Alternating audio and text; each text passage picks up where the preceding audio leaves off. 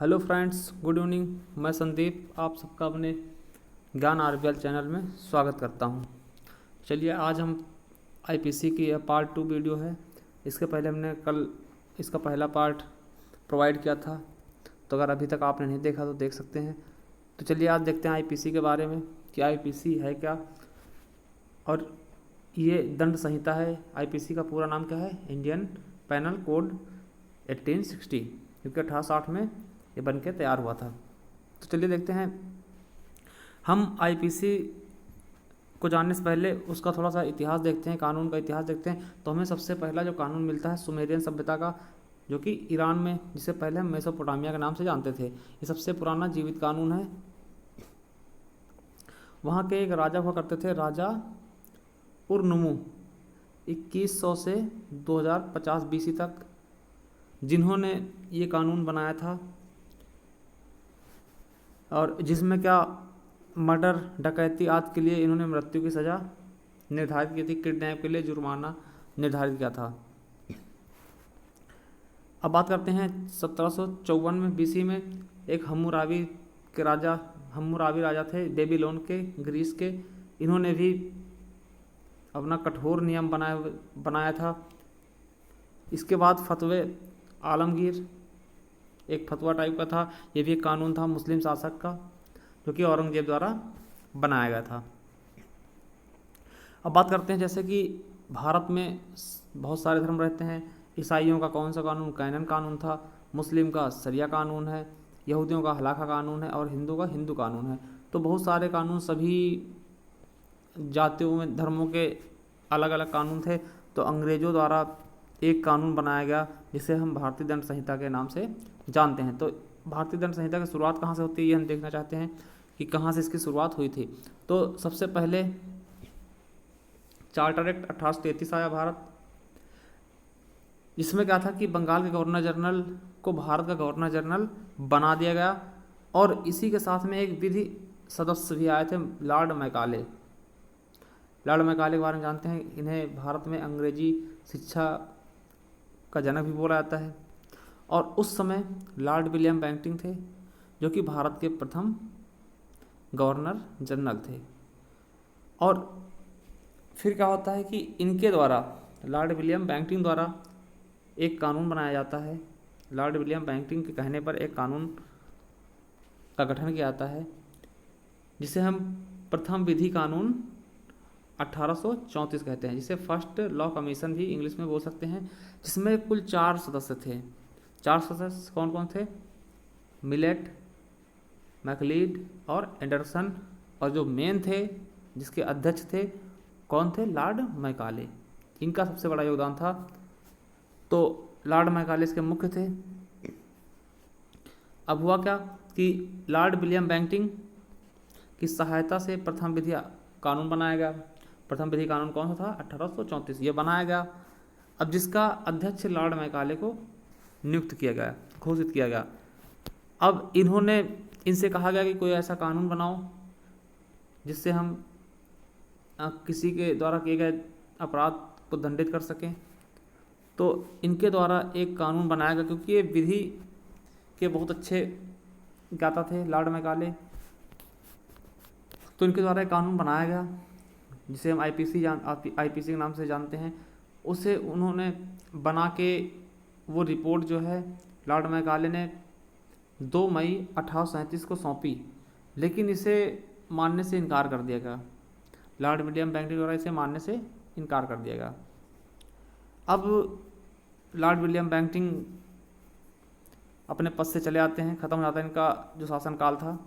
इसके बाद जब लॉर्ड कैनिंग आते हैं, लॉर्ड कैनिंग कौन थे? तो ये अंतिम गवर्नर जनरल और प्रथम वायसराय थे। ठीक, तो जो उनके द्वारा बनाया गया रिपोर्ट था, जो आईपीसी बनाई गई थी, किसके द्वारा? लॉर्ड मैकाले द्वारा, जिसे विलियम बेंटिंक ने नकार दिया था। तो उसे जो है, उसी जो आईपीसी को 6 अक्टूबर 1860 को मंजूरी दे देते हैं। कौन देता है मंजूरी? Lord Canning. बहुत ही इंपॉर्टेंट क्वेश्चन है कि आईपीसी को मंजूरी कब दी जाती है? आईपीसी को मंजूरी कब दी जाती है? तो 6 अक्टूबर 1860। यूपीएसआई वाले ध्यान देंगे। और किसके द्वारा? लॉर्ड मैकाले द्वारा, ठीक है। और बनाया किसके द्वारा गया था, तो लॉर्ड मैकाले द्वारा बनाया गया था। और रिपोर्ट को मतलब मंजूरी किसने दी थी, तो लॉर्ड कैनिंग, ठीक है। चलो ये हमें समझ में आएगा कि इसकी रिपोर्ट को मंजूरी कब दी गई, तो 6 अक्टूबर 1860 को। किसने दी, लॉर्ड कैनिंग द्वारा। और इसको बनाया किसने, लॉर्ड मैकाले द्वारा। तो इसीलिए हम लॉर्ड मैकाले को फादर ऑफ आईपीसी कह सकते हैं। फादर ऑफ आईपीसी कौन है, तो लॉर्ड मैकाले। चलिए अब इस आईपीसी को 6 अक्टूबर 1860 को मंजूरी मिल जाती है, मगर इसे लागू कब किया था, 1 जनवरी 1862 को। 1 जनवरी 1862 को ये लागू कर दिया जाता है। और भारत में जम्मू कश्मीर को छोड़कर, भारत में जम्मू कश्मीर को छोड़कर वहाँ पे आईपीसी नहीं, वहाँ आरपीसी लागू रहती है, रणबीर पैनल कोड, वहाँ पे आरपीसी लागू होती है। अभी हाल ही में जब वहाँ पे धारा 370 हटाया गया, 5 अगस्त को धारा 370 हटा देगा, तो वहाँ के बहुत सारे कानून रद्द हो गए हैं। अब 31 अक्टूबर 2019 से, एकता दिवस के दिन से जम्मू कश्मीर भी आईपीसी लागू हो जाएगी। चलिए अब देखते हैं आईपीसी क्या आगे क्या होता है कि 1952 का समय होता है, जब बंस पीकॉक एक विधि आयोग के अध्यक्ष थे, लॉ मेंबर थे, वो बनते हैं। ये कौन थे, governor general of India Lord Dalhousie के समय आए थे, ठीक।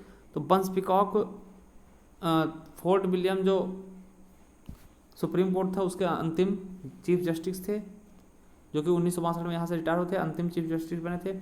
और 1 जुलाई 1862 से ये कलकत्ता हाई कोर्ट के प्रथम चीफ जस्टिस बनाए जाते हैं।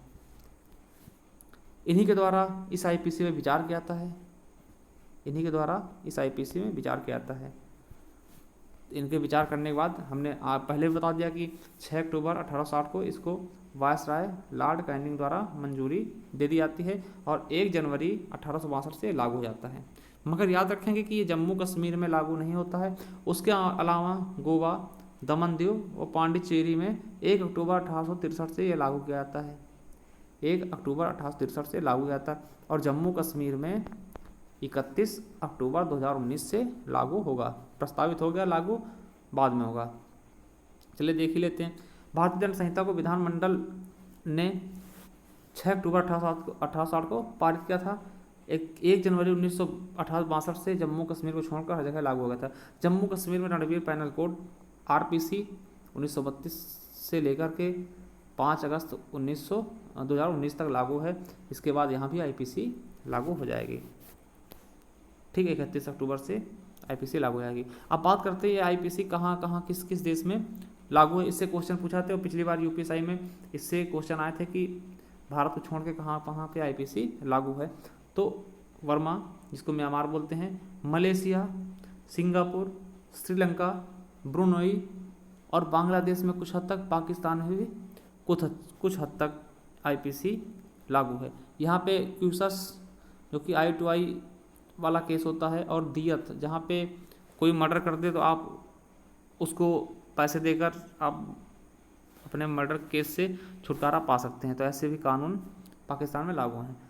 अब बात करते हैं, कुछ क्वेश्चन है कि कौन सा आईपीसी संबंधित नहीं है। मर्डर, दुष्प्रेरण, तलाक और मानहानि। तो हमें पता है कि आईपीसी से रिलेटेड कौन सा नहीं है, तलाक, क्योंकि ये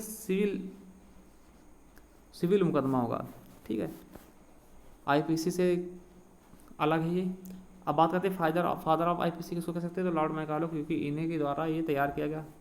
अब अपराध के चरण कौन कौन से होते हैं। पहले आशय, उसके बारे में सोचा जाएगा, तैयारी की जाएगी, प्रयास किया जाएगा और अपराध का निष्पादन किया जाएगा। अगर हम यहाँ से वापस आ जाते तो हमने कोई दंड नहीं किया, मगर प्रयास करते हैं और फिर उसके बाद चाहे अपराध का निष्पादन हो या ना हो, आपको दंड मिलेगा, क्योंकि प्रयास करने, जैसे हत्या नहीं हो पाती है तो हत्या के प्रयास के लिए आपके ऊपर केस चलता है। चलिए, दंड के क्या तत्व हैं। प्रतिशोधकारी, बदला लेना, बहुत से लोग बदला लेने के लिए दंड दिलवाते हैं, जिसे सरकार का मतलब बदला लेना है कि आपने गलत काम किया तो उसका हिसाब चुकता करने के लिए। दूसरा प्रायश्चित, कुछ लोग प्रायश्चित करने के लिए दंड करने का प्रायश्चित की राह पे चल बैठते हैं। प्रतिरोधक, दूसरे व्यक्ति को नहीं दंड करने डराता है। तो क्या होगा कि अगर दंड मिलेगा, कोई गलत काम करने में दंड मिलेगा, तो दूसरा व्यक्ति भी उसे करने से पहले कई बार सोचेगा कि हमें भी दंड मिलेगा। निरोधक मतलब कृत्यों पे रोक लगाता है, गलत कामों पे रोक लगाएगा।